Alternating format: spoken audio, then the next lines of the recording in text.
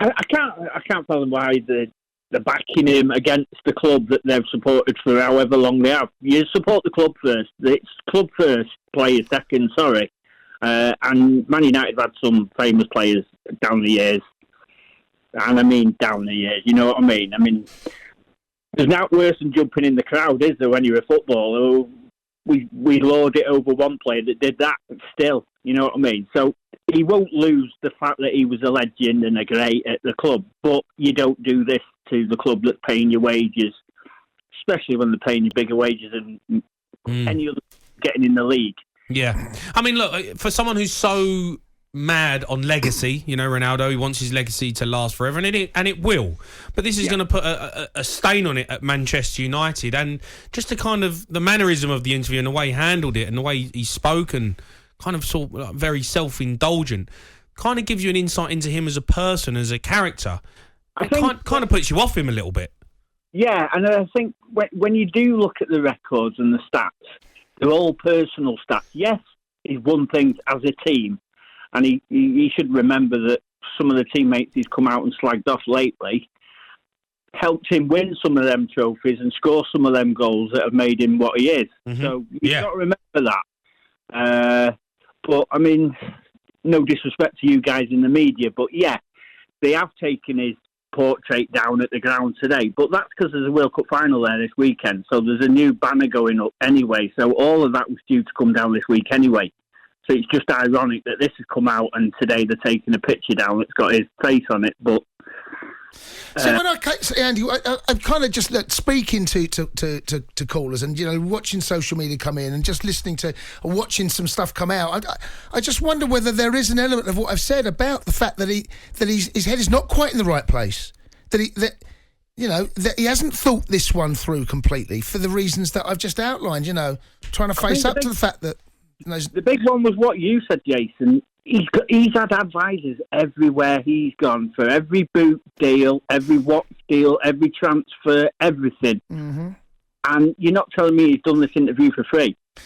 Oh, well, I think he probably has. Yeah. I don't think he does this for money. I don't think TV can afford him, quite frankly. But definitely not. But I mean, I just wonder, you know, how much, you know, how many people can actually get to Ronaldo and I don't know. It's tough without knowing the man.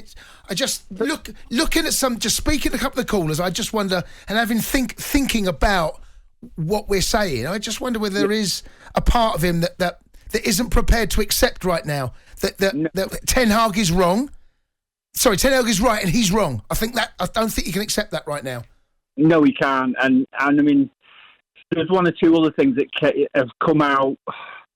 That people keep banging on about, United should just let him go.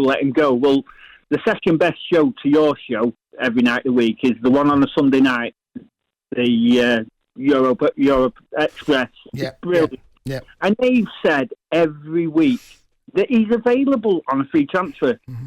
United have sanctioned a free transfer at any time if he wants to go, if anyone comes in. And he's not had any offers. Mm-hmm. Mm. The only thing I can see him doing, and it might be a laugh. What, joining talkSPORT?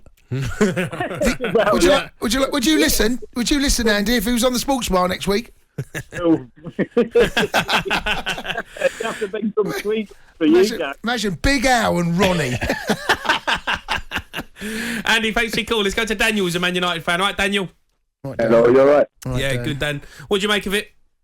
Yeah, I don't really see the big deal, to be honest. I feel like for once a player's spoken out and he's not really said anything that controversial. I think probably apart from the Ten Hag comment, obviously speaking about the manager, I don't really think anything else he said was that controversial. As far as him as a person, like he's always been this arrogant, he's always been about himself. Like watching that, I didn't watch it and think, oh no, like I never knew Ronaldo was like this. He's always been like this, which is why he's got to the point he has, like, which is why he's so great.